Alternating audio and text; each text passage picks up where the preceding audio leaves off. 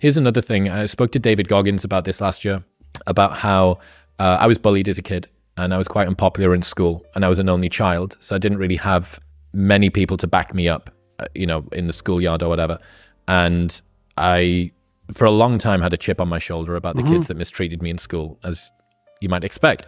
And then I got toward, maybe a few years ago, and I really, really started to reflect on it and realized that so many of the things that I valued in myself were the light side of something dark that had been created during that time in school.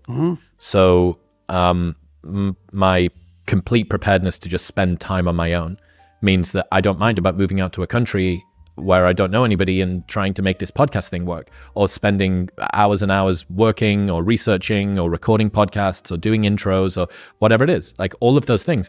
Not having a super tight social network as a kid meant that I wasn't beholden to anybody when I grew up, that I didn't feel the need to have as much support as I go along to do stuff. Now, other sides of it haven't been so great because I still seek validation. I still seek a lot of validation because that was something that I was missing as a kid. But yeah, realizing not only you probably wouldn't be here if it wasn't for the things that you went through. Okay, there's step one. And then step two is, and I'm quite grateful for what I've done. And then step three would be something like, wow, I'm proud of myself for having turned something that was negative into something that's positive. But then another level above that would be, wow, so maybe I should be thankful. Yeah, right. Well, we were talking earlier in the podcast about what is the appropriate attitude towards the future. And I would say, well, we could put past, present, and future in the same bin. Say, well, one of the things that you want to do is practice gratitude. That's one of the primary religious rituals, you might say, is the practice of gratitude. And you might say, well, my life is so horrible. What do I have to be grateful for?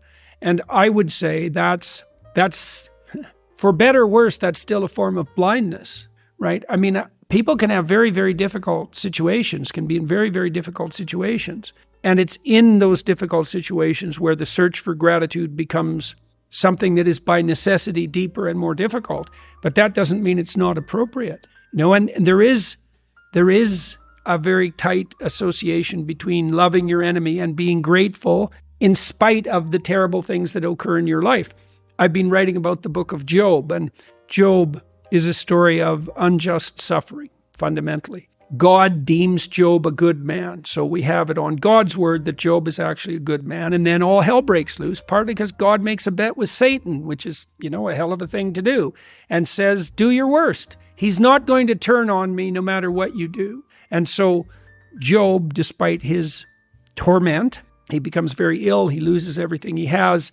His friends, he becomes ill in a way that's disfiguring. His friends come around and laugh at him and tell him that he's a bad man, and that's why all these terrible things have been happening to him. And it's brutal. And Job refuses to lose faith in himself. He says, look, I'm not perfect. But as far as men go, I've done what I should do, and I'm not being punished in some manner that's obviously related to my sin. It's more like the random play of tragic forces in the world. I'm not going to lose faith in myself no matter what. And I'm also not going to, his wife says, shake your fist at God, curse him and die. Because things have gone so badly for Job, she thinks that's all that's left to him. And he refuses to do that. So he maintains faith regardless of what's happened to him. And that's really the moral of the story of Job, which is that you are morally obligated to maintain faith no matter what happens to you.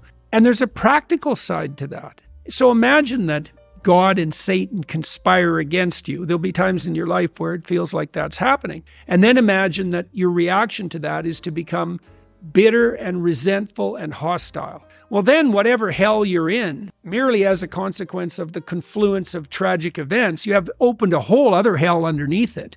The hell of bitterness and resentment and ingratitude. And that turns into the desire for revenge very, very quickly. You think things are bad just because they're bad. You wait till you see how bad they can become if you allow yourself to be corrupted by your unjust suffering, right?